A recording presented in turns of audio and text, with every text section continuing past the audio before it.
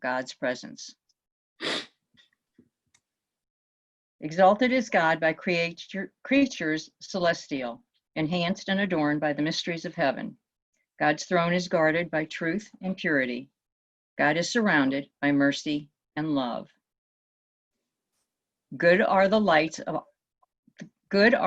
our God has created, fashioning them with insight and wisdom. Endowed by God with power and vigor, they maintain dominion amidst the world. Abounding. Yeah. Want me to keep going? Yes, okay. Ma'am. All the way through the bottom of the page, yeah. Okay. Abounding in splendor, emanating brilliance, their radiance light adorns the universe. Rejoicing and rising, gladly setting, they rush to obey their Creator's will. God is acclaimed by beauty and glory. God's sovereignty sung by celebration and song. God summoned the sun, whose light shone forth, then gave to the moon its silical glow. One more. Oh, on the next page, okay. The stars and planets, all bodies of the heavens, acclaim God with praise, celestial creatures of glory and greatness. Okay, so let's unmute. What's going on here? Attributing everything to God and having the entire universe praising God. Okay, good. All right, there's a sense that all is the work of God. The placement of this particular piyut, this particular El Adon, is not an accident. Again, the theme is one of creation, and the theme here is the reaction of a poetic soul to the daily rising of the sun. And here, dawn, all right, occasions poetry and song filtered through biblical creation imagery from Genesis.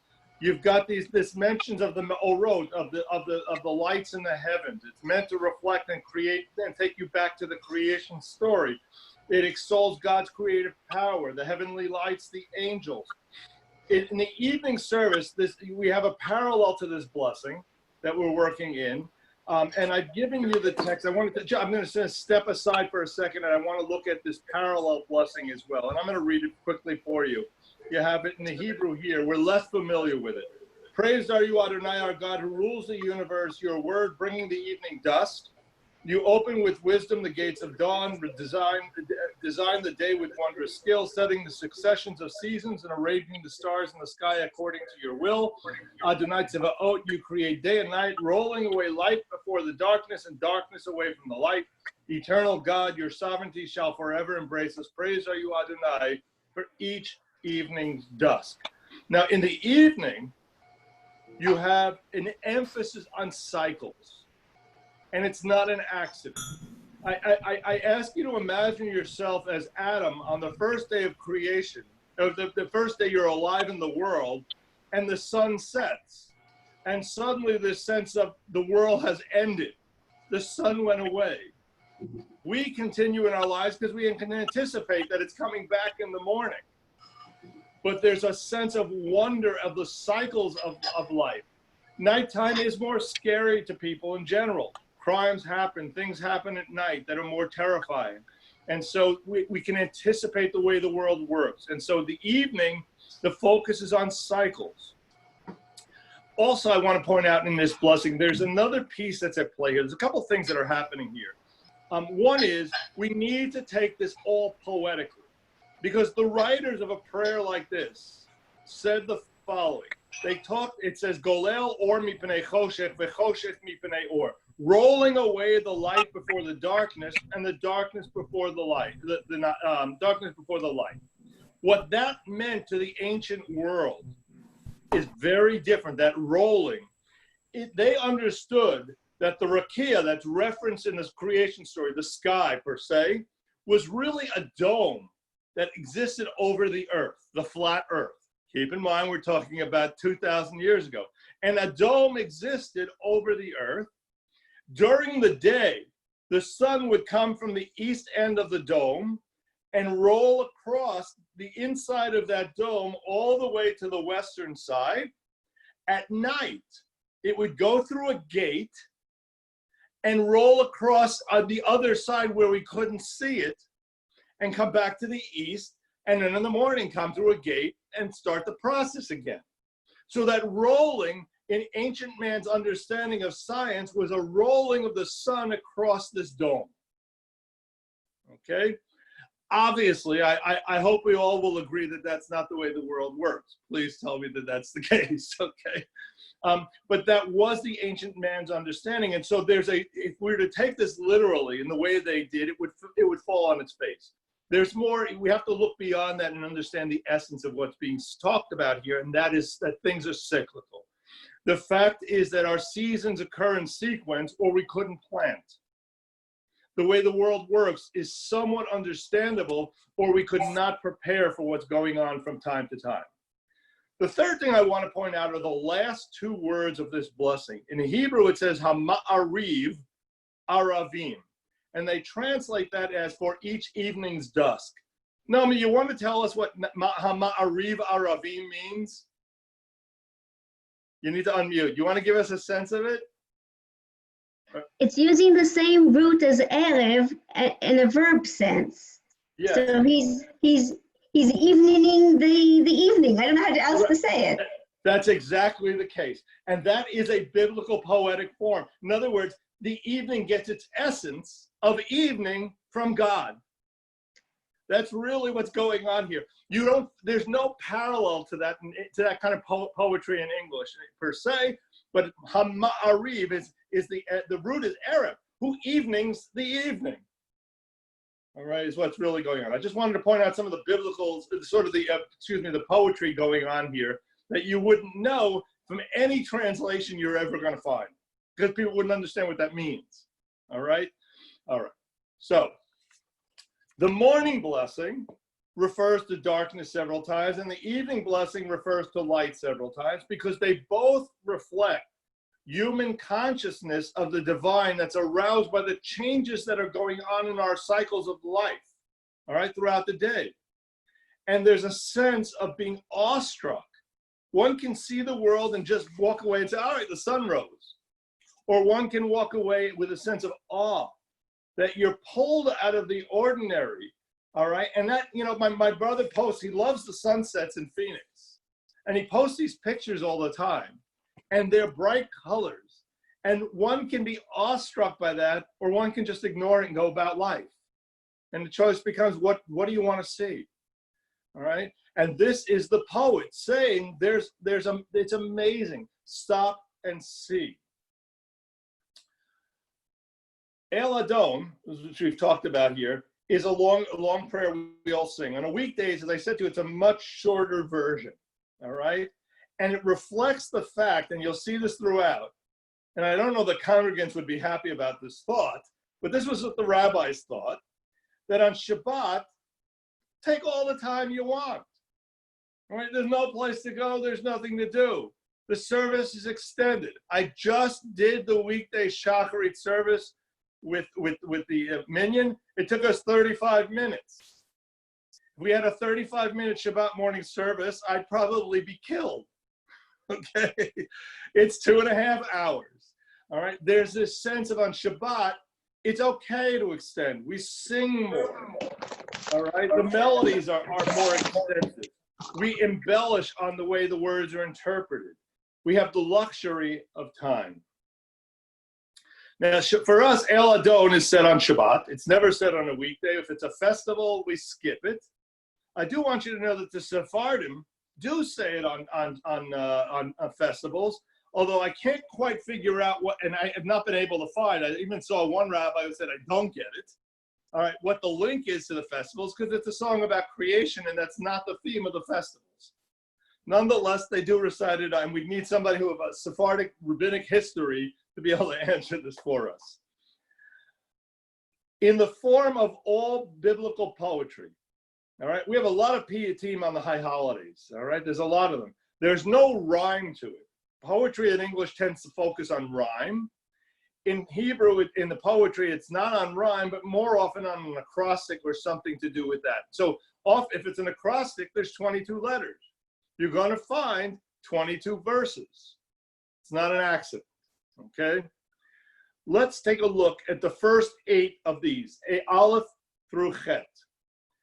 The subject of the first 8 is God. They describe what may be understood as God's supernatural abilities, filling the world and that which surrounds the sphere that is God. And they describe the setting of the poem. It's a vision of God seated upon his throne, and the throne is seated upon the kiso. The throne is sitting upon the Merkava, the chariot, and the chariot is sitting upon the Chayot HaKodesh, the heavenly creatures. And so there's this layering, there's this tiering, at the top of which is God. All right, El Elyon, God most high. He's above all the other things is what's going on. All right, so you have this picture of God sitting atop the throne. If the subject of the first 8 letters in broad strokes, as I said, is God, the subject of the final 8, the final, not 18, the final 14 letters are the heavenly luminaries, the sun, the moon, the stars. And every pronoun here, every noun refers directly or indirectly to the sources of light in the sky. And so 11 times, and I've given you a list of words here. You have here this constant flow. Orot are the luminaries, and that's taken from the creation story. It's meant to remind you of the creation story. Or is light. Shemesh is sun. Halvana is moon. And I don't know if you looked out last night. The moon, it was bright and shiny. And it's funny, our eyes are very special. We can filter out the light. I was sitting outside and I was looking through, trying to take a picture of it with my camera, with my phone. And all you would see as you look through the phone is this light blaring all over the place. You couldn't find the moon. It was just light blaring. Our eyes filter that out. The camera couldn't. And so it's like the moon itself is a shining, again, from the ancient world, their mindset, that's what it was. It was another luminary. All right. You have this radiant, Ziv. The word Ziv shows up twice. Noga, brightness. Vayizrach, and it shined. Tzeitam, they're rising, they're going out. V'yovam, they're coming, they're setting. Kol tzva marom, all the supernatural hosts, in other words, the constellations or the stars. It is clear what this reference is. All right. What is really being said, as someone said at the beginning, is all these, everything that's out there, all that's up in the sky, all that seems mystical to us is simply a creation of God. None of them are gods unto their own, as are accepted in the world around the ancient rabbis. They are making a distinction that this is simply the work of God. And I've highlighted a few verses in El Adon where it says, creation reflects the rule of God. Then it says, good are the lights our God has created. Then it says, endowed by God with power and might. They rush to obey their creator's will. God summoned the sun whose light shone forth, then gave to the moon its cyclical glow. The stars and planets, all bodies of the heaven, acclaim God with praise. Celestial creatures give glory and greatness. There is no question that what this is saying is they're lovely, they're wonderful, they're mystical, they inspire us and amazing, and they fulfill God's will. They are not gods. Right? That's really the powerful message of El Adon when we're singing. Also, I want to note, if you look at, again, there's plays in Hebrew in the alphabet. Look at this prayer, and I'm going to take you to the 1, 2, 3, the 4th stanza there. You have Maleim Ziv Umfikim Noga Na'ezivam Bechol Ha'olam Mem Nun Samech. Look what the letter I highlighted in red is. It is not a Samech. It's a sin. All right. Understand, people did not have copies of the prayer book in front of them. And so the rabbis played, and the sin often replaces the samech because it was an oral process, and it didn't bother them that it didn't work. All right? So you have here smechim, where it should be a samech, is rather a sin. Okay? If you don't know the Hebrew, don't worry about it. It won't change your life, I promise. But if you do, I know it's bothered me, and there is no answer. It's just an oral play. It's that simple. I also want to talk a little bit about style here. The weekday version of this, El Baruch, begins and it ends with a reference to the luminaries, all right, which are God's creations and speaks of the luminaries praising God. The same thing with our blessing here. We start out Yotzer Or Ovarei Choshet, God Yotzer Or, forms light, and at the end we're going to finish the blessing with Or Chadash, a new light. This style of returning full circle to the beginning is a common biblical device. In a sense, what you've got is an envelope, all right? There's an inclusion structure, all right, that reflected the ancient world, their belief in the cyclical character of the natural world. Again, we talked about cycles. And so there's an attempt to make the blessings reflect that structure. One other element that seems to reflect editorial order here is the central appearances of angels. And we're going to see angels throughout this blessing. We'll get into it more deeply in just a few minutes. Ezra Fleischer, who's an important modern scholar of Jewish liturgy, regards the role, particularly his expertise in the role of text found in the Cairo Geniza, comments that El Adon properly comes before a form of the Kedusha, which we're about to recite, and is meant to thematically prepare us for this Kedusha. It's called Kedusha de Yotzer, Kedusha of the creation blessing, and it's one of many variations on the Kedusha. It was meant to be understood as the angels praising God. That's what's going on here. These beings are being portrayed as, in El Adon, as conscious entities who participate in the cosmic praise of God. And so just as we're going to find in the Kedusha that comes, we have verses from Isaiah and from Ezekiel that will talk about the angels praising God. This is meant to set that up. It's a lead-in, okay, in a sense. And to say to you that the angels too bow low before God. So you've got here the story of the luminaries, the angels, everything in the universe is bowing to God. Everything understands its place in the universe as being subservient to God. All right, that takes us through this blessing, through El Adon. I then want to get into what is known as, I just mentioned, the Kedusha de Yotzer, the morning form of Kedusha here, whereas we stand up for the Kedusha in the Amidah. All right, we need a minyan for the Kedusha of the Amidah. Here we have a second form of the same text in which we are seated and we don't need a minyan. And we, as I said to you, it's called the Kedusha Yotzer, but it's also referred to in the Mishnah as Kedusha Yeshiva, the sitting Kedusha, to make it clear that it's different. And what we're doing here, the Amidah of the Amidah, the Kedusha of the Amidah starts out Nikadesh. We declare, we will declare. Here, and therefore you need a minyan. What the rabbis did here is built in a text that allows us to say Kedusha when we don't have a minyan by doing the following. We're not saying it. We're reflecting on the fact that the angels say it.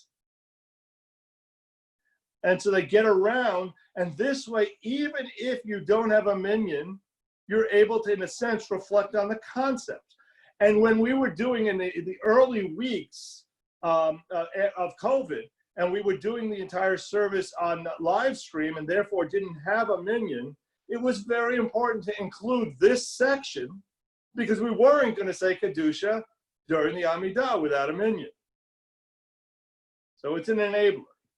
So let's take a look at what's going on here. All right, Marcia, would you read for us in the English the Kedusha here? Starting with Kulam Ahovim in chorus. You need to unmute. Okay, got you. I know. It takes me a second. Okay, here we go. In chorus, they, the angels, reverently chant words of the living God, the eternal sovereign. Adoring, beloved, and choice are they all, in awe fulfilling their Creator's will. In purity and sanctity, they raise their voices in song and psalm, praising, extolling, and exalting, declaring the power, holiness, and majesty. Keep going? Yes, ma'am. All Okay. the way through Baruch Kavod. Yeah. Okay. Of God, the great, mighty, awesome sovereign, the Holy one to another, they vow loyalty to God's sovereignty. One with another, they join to hallow their Creator with serenity, pure speech, and sacred song. In unison, chanting with reverence, Holy, holy, holy, Adonai Tsevaot, the grandeur of the world is God's glory. As the prophet's vision, soaring celestial creatures exclaim, responding with a chorus of adoration, praised is the glory of Adonai throughout the universe. Okay, so what's going on here? Number one, a couple things. At the top of the page, you'll notice again I highlighted the Aleph, the Bet, the Gimel. That's the remnant of some early acrostic that must have existed. We don't know where the rest of it went. All right, you have the same thing in the wedding blessings. You have Mi Adir al Hakol, Mi Baruch al Hakol, Mi Gadol al Hakol. All right, you have the same Aleph, Bet, Gimel, and it seems to be that they took the beginning of it and the rest was lost.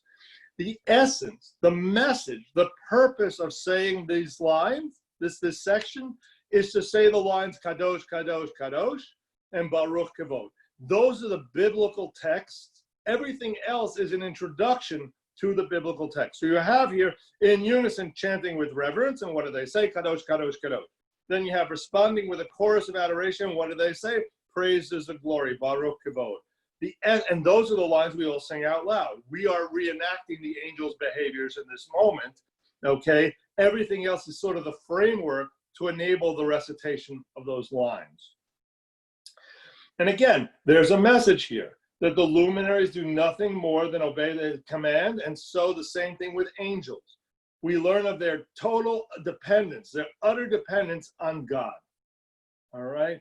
Even the angels praise God. I can't emphasize that enough. They're trying to let you know all the things that we tend to revere in our visual world or our understanding of the world are subservient.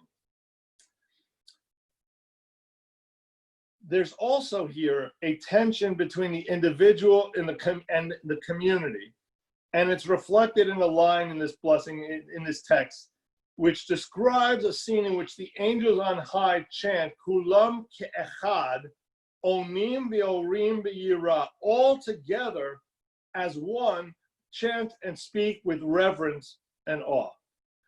Rabbi Reuven Hammer, in his commentary in Or Chadash Siddur, describes this angelic chorus as depicted as totally harmonious. And he says there's a nuance here. It's harmonious. It's not unison. They're not the same. And he says it's enlightening. Harmony implies individuals working together in concert to bring about a whole that is greater than the sum of its parts. We don't have to be the same. We can be different, but come together. There's a place for distinction and differences in terms of the core of a community, but nonetheless, we have to work together. Each voice is distinct individual and a component of the larger communal whole. That's basic choir. Choir 101. You got 4 people, 4 groups, all singing something completely different, and yet producing something that is more beautiful than any of the one lines could be on their own. Any of the individual lines could be. All right?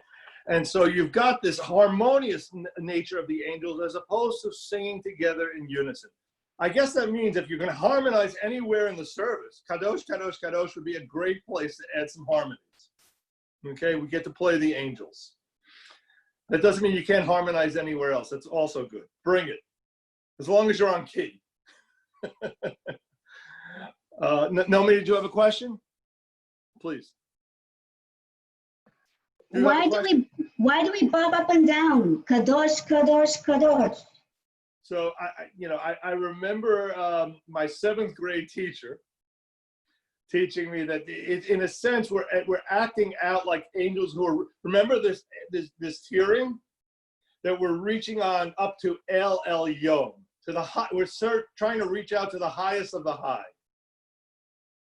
Okay? Yeah. Look, You might as well flap.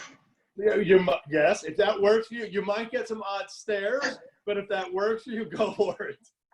All right. By the way, I've seen some people jump, and the rabbis actually say don't. You're just supposed to rise up on your toes. There's a text in the Talmud that says don't jump.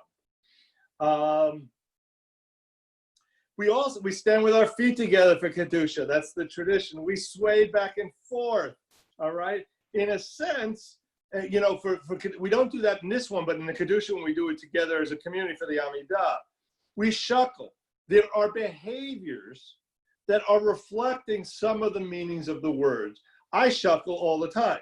All right. I grew up with that. The community, I grew up in a very traditional conservative community.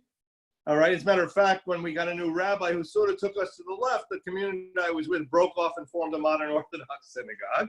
So that's the world I grew up in. Okay. And everybody shuckled. And it's just part of who I am at this point. I don't think twice. I don't even know I'm doing it. As a matter of fact, recently we were on Zoom for Shabbat morning. After services, David Crone sent me a note saying to me, "You even chuckle during the rabbi's announcements." It's just part of my body language. I don't even know I'm doing it at this point. It's just part of my way of thinking. All right. I also want to look now a little bit at the issue of angels. What's with this angel stuff? All right.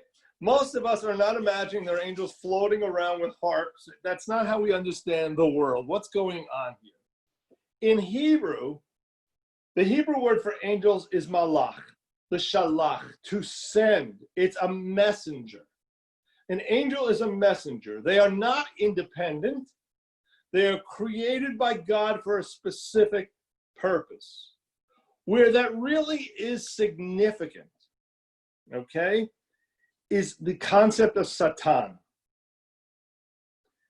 What we understand Satan to be is an angel. An angel has no will of its own. It is fulfilling a role that God gives it. Completely subservient to God. The idea that there could be a Satan, Christian labeling, that has the power to challenge God is completely absurd in Jewish understandings. Satan is not a being that creates evil in the world and therefore is challenging to God until God puts him in his place. Satan is like a prosecuting attorney that God has given a role and says, go do this, okay? But believe me, I'm taking control here. You have no control. You step out of line and I'm taking control. That's a very different understanding of Satan as Christians understand it. Okay? All that said, as I said, I doubt very many of us take angels in a serious way in today's world. But I would say to you, it's a poetic imagination. And we make use of images in this poetry form all the time. We speak of things that are we know to be factually untrue. And I'm not talking about fake news. All right? The sun does not rise and set. I must tell you, it doesn't do that. That's poetic. All right? We know that that's not what's going on. The sun is going around. We're going around the sun. It's not rising and setting. We know that breezes do not murmur or caress. And yet everyone understands what that means. It's poetry. And so one can understand angels in lots of different ways. For me, it's more a matter of a poetry. It's an understanding that it's a representation of a way of communicating with God. Okay? And there are different ways in which God communicates with us. A shift here. The blessing, at the end of the blessing, shifts in tone. Throughout this blessing of creation, we speak of God in transcendent tones. God is the creator of the heavens and the earth. God creates the sun, the moon, the stars, the luminaries. God has assigned everything in the universe a role. And then suddenly, the very last part of this blessing, Or Chadash al Tzion Ta'ir, shine a new light on Zion, shifts from God's sense of transcendence to a God who's involved in the world, to God's immanence, God who cares for the land and the people of Israel. It's a complete shift in tone, enough so that Saja Gaon would not include that line in the Siddur. He felt it didn't belong there because it was such a major shift. And so he just got rid of the line. All right, and it fills out the blessing as Baruch Atah Yotzer HaMeorot, who it goes back to the transcendent God who creates the luminaries. All right, but right smack in the middle is this one line that seems to shift the tone. And when we're talking about a new light, we're obviously not talking about a new sun, which is what the whole blessing has been about. Light here becomes enlightenment for one line. That takes us through the blessing of creation. Let's switch to the second blessing, much shorter. Second blessing is the blessing of God as God as revealer, all right? Revelation, Torah. I'm not sure what the sound is, but okay. Originally, what you found here at the end of the first blessing was the 10 Commandments. All right? Right before the Shema would be the 10 Commandments. Heretics, or a label called for Christians, okay, at the time, began suggesting that all that was given at Sinai were the 10 Commandments, and all that needed to be followed was the 10 Commandments. All else was not relevant.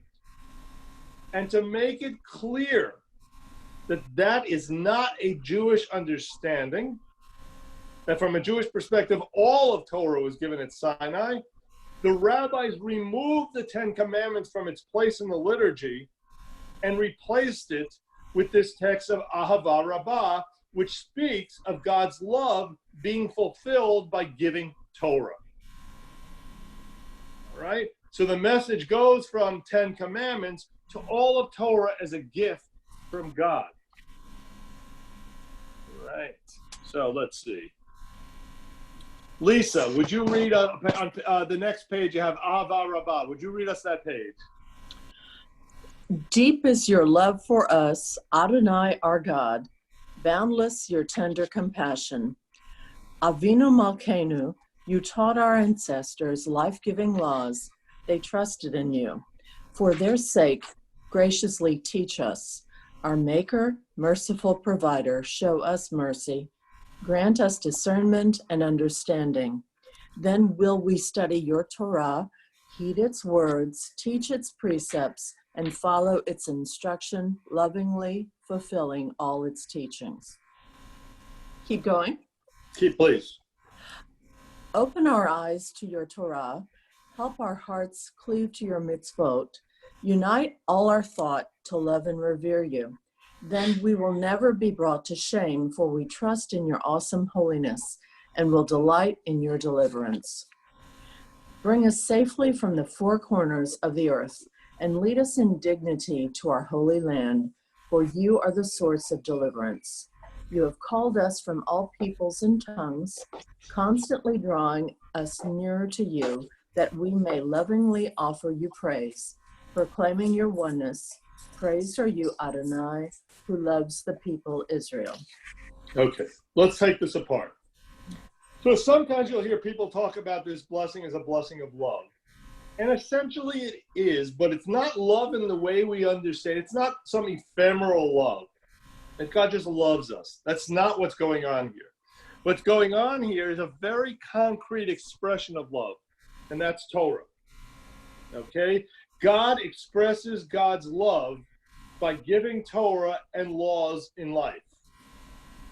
The text says, it expresses our hope that God should enlighten us, should open our eyes and our minds to understand his teachings, that we can then love him and God's laws. All right? So this is not love in the sense of like a romanticism kind of love. That's actually not even a Jewish concept. Love is expressed through concrete behaviors. And even, by the way, that was true of romance and for most of history. Think of Fiddler on the Roof. Gold is saying to Tevye, after 25 years, by the way, do you love me? All right? Love was expressed through how I take care of you and how you take care of me. It wasn't some ephemeral feeling. It's only in modern world that those kinds of that's the emphasis of love. That's not really what it's been about for most of history. And certainly in terms of God loves us, God loves us. I'll answer a second. All right. So in God loves us, it's really through Torah. Alan is asking the question, the difference between Ofanim and Malachim. So think of Malachim as a broad category. It's a broad category of angels, and Ofanim is a specific type of angel. All right. The Ofanim, the Ofanim, and the different types of angels is really what's going on here. All right. The frequency of words often serves to highlight what's the concern of the author. And in this paragraph, the word ahava, love, again, as Torah, appears 6 times. I highlighted it in red there for you in the text. So you can see it shows up frequently. It's clear what the goal is. Rabbi Reuven Hammer, again, points out that the 3 of them speak about our love, our connection, our responsibilities to God. And 3 of them speak of God's love for us in return. There's a mutuality that's going on here of accepting Torah. It's covenantal relationship. All right? The idea of love expressed through a series of laws for Americans seems very odd.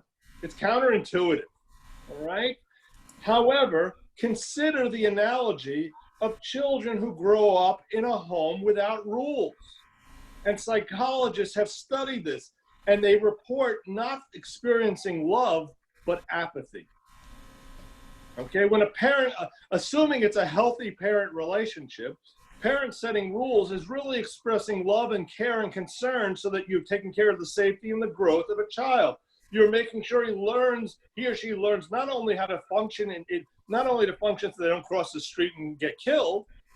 Just as an example, as an uncle, I remember my niece at her 2nd birthday, or 3rd birthday, people were walking in and they were bringing gifts, and all she was saying to each one as they came in is, "What'd you get me?"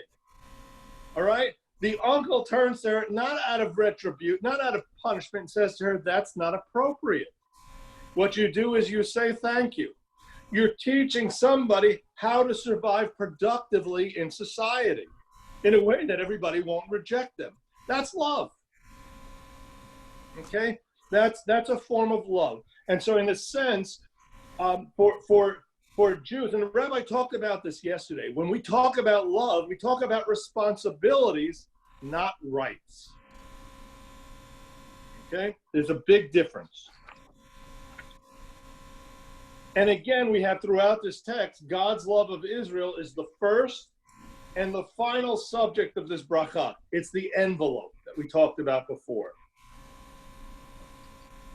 Now, if you follow now, I'm going to take you into the next text a little bit slowly. I'm going to come back to it, all right? Ahava Rabbah is essentially God loved us with a great love. Then we have the line Shema, and then we have V'ahavta, and you should love. What you've got here is God loving us, a command for us to love God, and in between, essentially Shema being a wedding vow. All right, what's going on here is 2 statements of love which surround a wedding vow. Outside of context, the command to love God makes no sense. In context, it makes full sense. If you're in relationship and you're saying something like Shema, then a command to love God follows up very clearly. As Buber says, in their love for one another, God and Israel meet. It's an I-thou relationship. Couple other things within this text. We're told li'ahava ul yirah, to love and yirah is fear. Not in the sense of terror, but in the sense of reverence. When one stands in utter awe of something, there is a sense of fear that underlies it. And that's why that sometimes is translated that way. But rather it's really a sense of utter reverence, an utter sense of I'm overwhelmed by the presence. And that is, other than love, the appropriate emotion. And we have it constantly in our prayers. All right? Yirah, yirah, yirah. Over and over, a sense of reverence or awe that is meant to be there. Okay? And when we get to essentially what Heschel describes as the ineffable, that element of God which we simply cannot even have an analogy for. We don't even understand. We don't know where to find words for. There are times we can talk about God, Malkeinu, Avinu, Father, King, and then there's that which is beyond all understanding. Speaking of which, Avinu Malkeinu plays out in this. It's in this text. God is both our Father, the immanence, and our King, the transcendent. In the first blessing, Yotzer, God is creator, we tend to focus mostly on God as an all-powerful God who rules mankind. In this blessing, we still have that understanding, but suddenly there's a shift. There's a shift to God as caring parent, this love that's being expressed, this gift of Torah, all right? God has gone from transcendent to warmly immanent. And there's a parental tone, and the rabbis they look for all these games, and they'll say to you that parental feeling is underscored by the similar sound of av to ahava. Now, is there any connection grammatically? Absolutely not. None. Ahava is love, av is parent. There's not necessarily any connection per se, but the rabbis saw a similar sound, and they built a lesson out of it. I'm going to sort of jump ahead.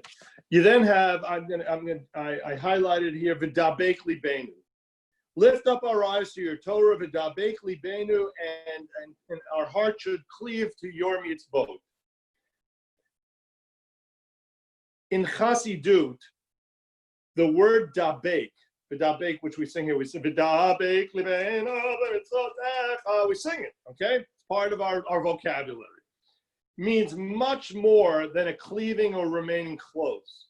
It comes from the same root letters of the word devekut, which is arguably the very essence of what it means to be a chassid, devekut. It's described as the highest step on a spiritual ladder, which is reached only after you have mastered the ahava, the love, and the yirah, the awe of God in all ways. At that point, devekut becomes possible. We usually translate it as cleaving or intimacy or staying attached to. But in the Hasidic world, it means much more. It's nothing less than a fusion with God, a loss of self in enveloping waters of God, so that in the goal of prayer is to completely lose your sense of individuality. It is not to focus on one's needs. It is not to focus on what's going on in one's world. It's to lose oneself and to have the boundaries with God disappear. All right, and a medieval rabbi, and I've told you this before, a medieval rabbi presented the following analogy.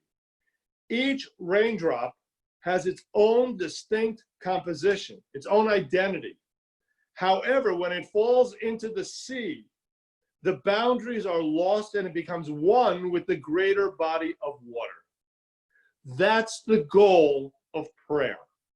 Not to drown, but to lose one's identity and in connection with God. That is the ultimate essence of what's going on here. The last section of our text implores God to gather us from the four corners of the earth to our land, V'havienu, all right, to bring us so that in the land of Israel we can fully sanctify God's name. The land of Israel is part of the covenantal agreement. And that's why from an Orthodox perspective, the idea is of giving up land for peace is such a difficult concept. How do you give up the part of the covenant? All right? It is not just an issue of modern sensibilities. It is a covenantal relationship. It's very complicated, and I'm not going to get into the politics of Israel, but I want you to understand why, for some, it is so difficult to have a discussion about the West Bank. I may or may not agree, but I understand where they're coming from. Okay? Symbolically, all those who are wearing a talit, following a custom that originated in the Middle Ages, gather the four fringes from the four corners of their talit, wrap them around their finger as a representation of the ingathering of the people from the four corners of the earth. Now, by the way, there's another example of something we say without actually believing it. If you believe the earth has four corners, we have to have a discussion. Okay? All right. So again, there's poetry that's going on. You can't take things literally. You understand what's really happening. All right. So there's the ingathering. We then sing, Uvanu v'acharta mikolam, and who has chosen us. Again, this concept of chosenness keeps showing up in our prayer book. Right? It is obviously controversial. It's difficult. Some have rejected it because it's become a source of anti-Semitic attacks. Right? Let's not embrace something that we get beat up over. And by the way, we've done that with other things. Maimonides ruled in the 12th century that we will no longer consider Christianity a religion of three gods. We will consider it monotheistic, because our claim of it not being monotheistic was getting us killed. Right? So those kinds of transitions have happened. This concept of Uvanu v'acharta, who has chosen us, has led to us being killed at many times, and therefore there were those who said, let's reject that concept. Others, more modern in their approach, have said it implies a sense of chauvinism, that we're superior, and we ought to hold that we're different, but not necessarily better. All right, and there is a sense we have to be aware of that, to portray ourselves as in a sense of haughty, in a haughty way, and a superior way is certainly not a way of bringing others to us. It's hard to be an or lagoyim, a light unto the nations, when we tell everybody you're less. Okay, at the same time, we want to affirm our pride. All right, every religion says we have something to offer. What we've got has value, and we all want to believe that what we have is special. And I use the example all the time. My high school was better than your high school. My college football team is better than your college football team. We know it's not, but boy, do I believe that. All right. My synagogue, I have the best synagogue. All right. All the people in my synagogue are warm and friendly. And every synagogue believes that their synagogue is warm and friendly. You could have 100,000 members in your synagogue. It's warm and friendly. You could have 6 people. It's warm and friendly. It's essentially, as I've described in some of our meetings, to describe our synagogue as warm and friendly is a useless, valueless term, because every synagogue believes they're warm and friendly. Okay? Who believes we're cold and unfriendly? Nobody says that. All right. I want to go to a couple of last readings here. You have Heschel.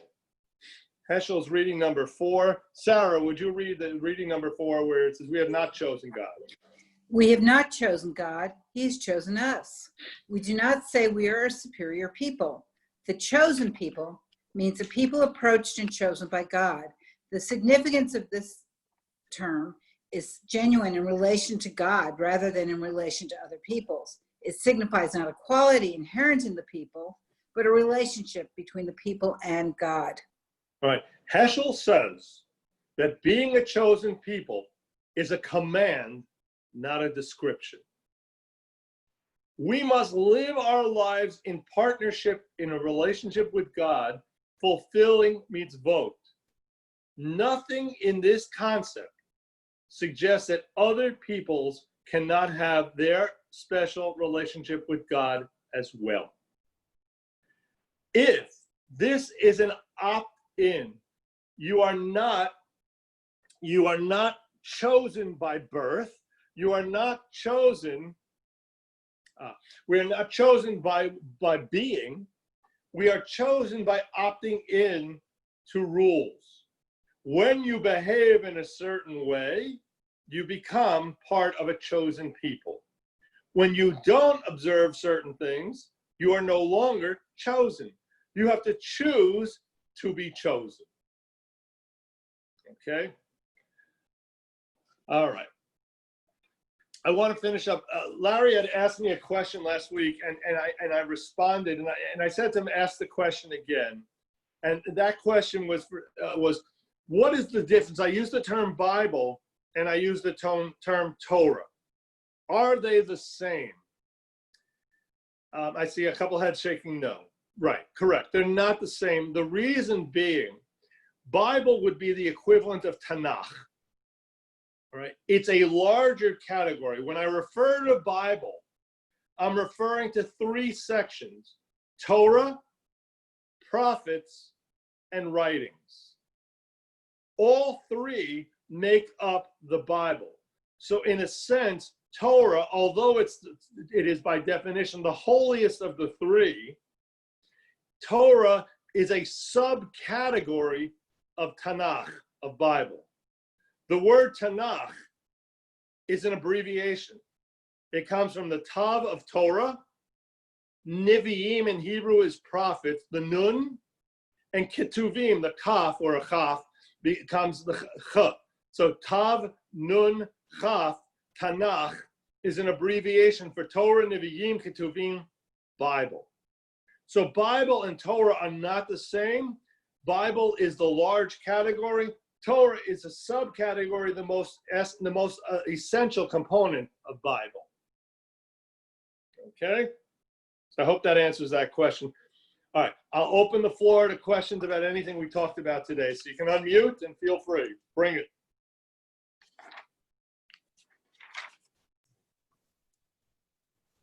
When do people, when they hold on to their corners of the talit, when do they let them go?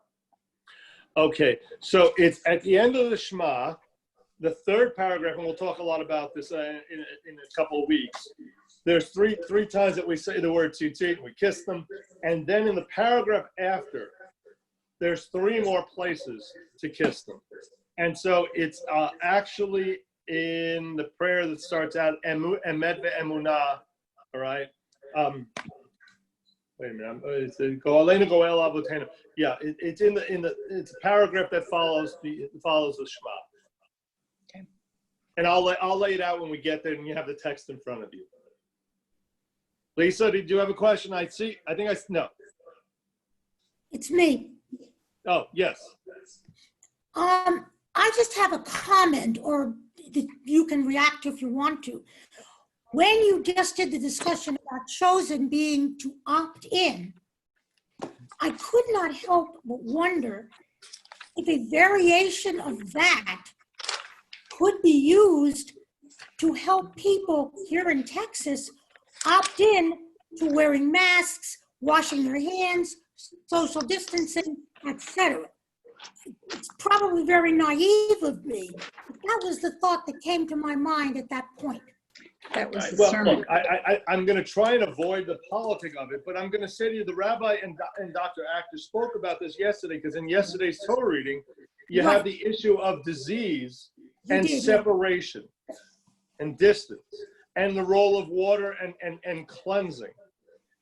All right. Again, the lens you bring to the text is going to lead you in certain directions. You have to be careful, because for every verse in the Torah that I can cite you to support an issue, I can probably find another verse that will some way say something else. And you have to be very careful about context and what it's really saying versus how you're droshing on it.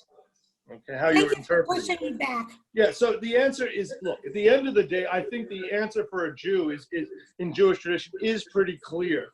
The individual only has rights are not, the individual is not core to Judaism. The community is core to Judaism. Responsibilities are far more important in Jewish tradition than rights are. You only have rights when they don't interfere with the benefit of the community. And Thank so you. from when you may choose to do something that endangers your life, although that's also problematic in Jewish tradition. But when you're doing that, something that might endanger somebody else's life, that is not a right. That is not a right you have, because everyone is created b'tselem Elohim, and if they die, you might be guilty of murder. Thank you. I just wanted to point out a little fun Hebrew factoid that the Go for root Daled Vet Kuf, that's in Yeah. the word Dvekut, Yes. is in modern Hebrew the word for glue and things sticking together. Yeah. Very good. I like it. Thank you. I forgot about that. That's right. Thank you. Very cool. So when we are sticking together to God, it's a good, and that's how you become chosen. Okay. Anybody else? Jeff? Well, Mark, what is meant by kavod, glory? What are the meanings of glory? All right. I'm going to save that for when we get into Kedusha. Okay. It's not, first of all, I'm going to tell you in advance, the rabbis don't agree. Okay, I'm going to tell you that in advance, so there's no one simple answer. That's why I'm not giving you a 3-word answer. I really want to get into it in a little more depth when we get to the Kedusha. Okay? Yeah. Right. Thank you. Yes, thank you, Suzanne. Any others? well, I had a quick question. I want to Yes. just throw this out. When you said that the purpose of prayer, one goal in prayer is to lose our individuality as we say the words of the prayer, kind of to merge with God. It made me think of meditation, and I'm just wondering how that fits. So if I am, which I am, I do meditate. So Mhm. how does that fit? Is that considered prayer as in if I can succeed in that kind of losing myself in the meditation? How would you distinguish that from prayer? So I'm going to tell you Mhm. that my good friend Rabbi Teller would answer this question differently than I would. That's fine. Okay, Okay. and look, and that's okay. We have a Talmud of disagreements. Okay, with respect. All right, I would say to you, no. Okay. Okay, I would say to you that what is the essence of what's happening is the goal, not the outcome per se. If your goal through meditation is to connect with God, then it can achieve that goal.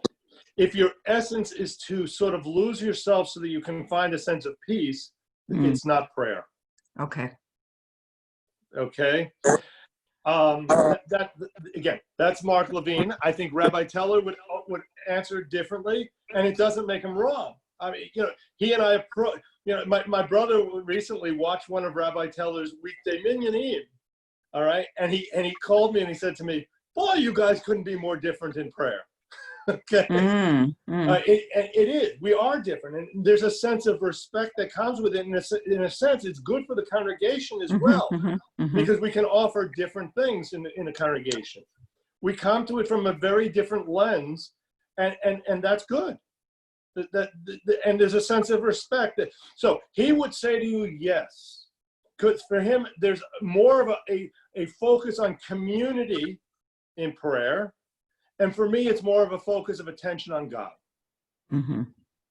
I am with community, but for me, my role is to block the community out. They're joining me on a journey to God, not to connecting to the community. Okay? It's why I close my eyes when I'm on the bima most of the time, because I don't want to look out and see faces. It's distracting. Thank you. I hope I don't get in trouble here. Is this being recorded? It is. And believe me, the rabbi and I have had this conversation. I'm joking. Some of our best conversations are on this very topic. And he often will start out by saying, I know you don't agree, but, okay? And have I moved you towards something? And we both go back and forth on this. It's great. It's great. That's what Judaism is about. With that, I'm going to say a wonderful week to everybody. Next week, we will get into the Shema, and we'll spend, I believe, the entire time on the first couple lines and the first paragraph. All right, look forward to seeing you. Have a great week. Be safe, please. Okay, thank you. Thank you, Mark. Thank you for the class. Thank you. Thank you, Mark. Bye-bye. Thank you. Uh, Thank you, Mark.